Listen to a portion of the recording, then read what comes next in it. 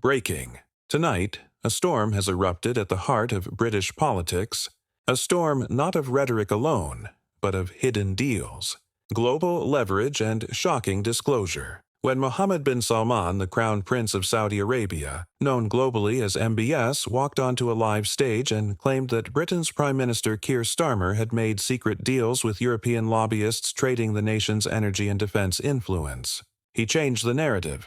Within minutes, Westminster froze. Cameras rushed. Journalists were barred. Screens lit up. And one question echoed across Whitehall. What was the price of that secret deal? In a carefully orchestrated press event, MBS stood before international media. Behind him, projected on screen, government documents, sealed envelopes, British government seals. This was not talk. This was spectacle. He spoke with calm determination. You cannot claim moral leadership while lying to your people, he declared.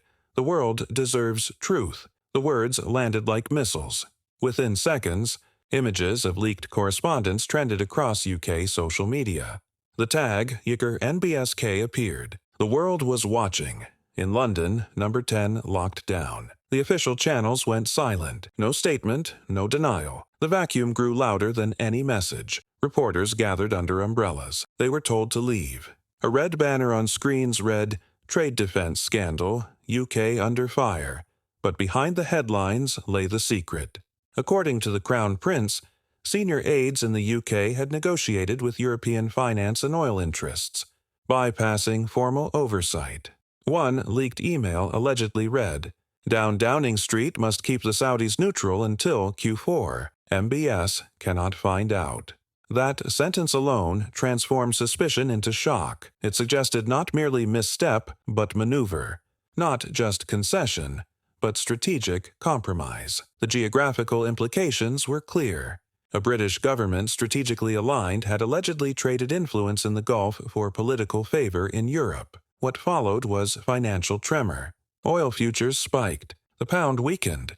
Investors asked, "Whose Britain is this?" Diplomats scrambled. Phone lines between London, Brussels, and Riyadh lit up. In briefing rooms, one official described the moment as a total collapse of diplomatic trust. Saudi Arabia suspended trade talks. European negotiators blinked. Britain, once the architect of its alliances, found itself at the center of confusion. On the streets of London, disbelief turned to anger. Protesters gathered outside Parliament Square, voices loud, signs bright. Not in our name. Who's Britain? The sense was one of betrayal, not simply by politics, but by identity. For 6 hours, number 10 was silent. The Prime Minister's official channel went dark. Silence in politics is never neutral, it speaks. It signals confusion, avoidance, sometimes admission. At Buckingham Palace, the mood was serious. Documents were reviewed, courtiers whispered. The Crown, constitutionally neutral, watched. King Charles was briefed. The word from the palace: concerned, disappointed. The monarchy's place in British identity depends not on partisanship, but on dignity. And dignity demands truth. Media outlets race. The first leaks, fragments of emails. The second wave, promises of a full dossier. The third, diplomatic cables showing European lobbyists circling London.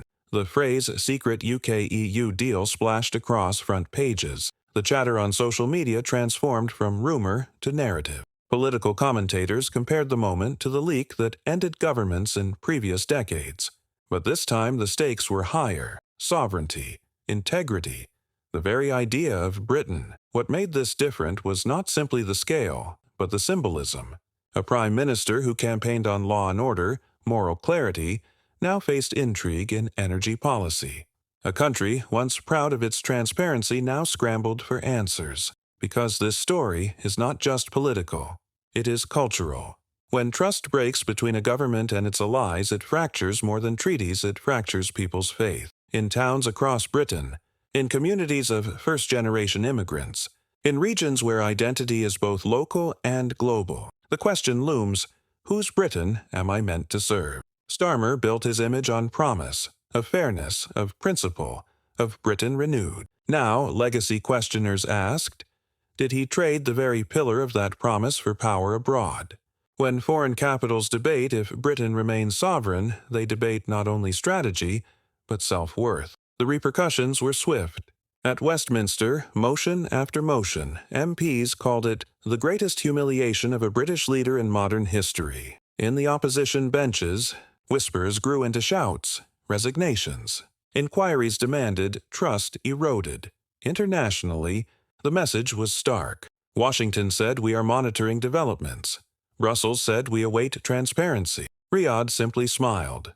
Markets bore the cost. Britain's economic standing shook, but more than money. What shocked was reputation, once quiet, now loud. In his rare public message, the king spoke of integrity, accountability, the values that bind the United Kingdom. He did not name names. He did not suggest guilt, but in the cadence of his voice, in the briefness of his statement, the meaning was clear. The Crown expects honor. For a moment, the story shifted. It was no longer just about a government in crisis. It was about institutional failure. What comes next? Investigation, yes. But questions surround history, too. Which Britain do we build? One that negotiates in dark, trading influence for advantage? Or one that negotiates in the light, preserving dignity as strength? If truth is the greatest weapon, as MBS claimed, then power without it is vulnerable. The decision is not solely in Westminster.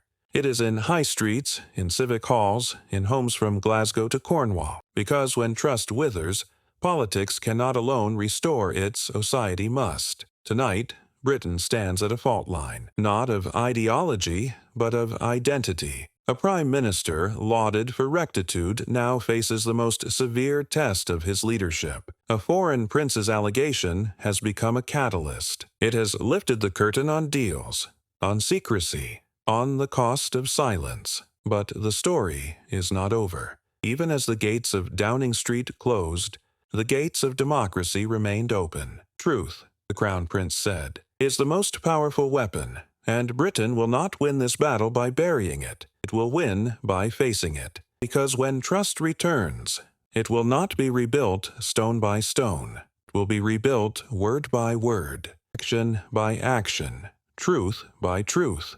Is Britain in the balance, and the world is watching.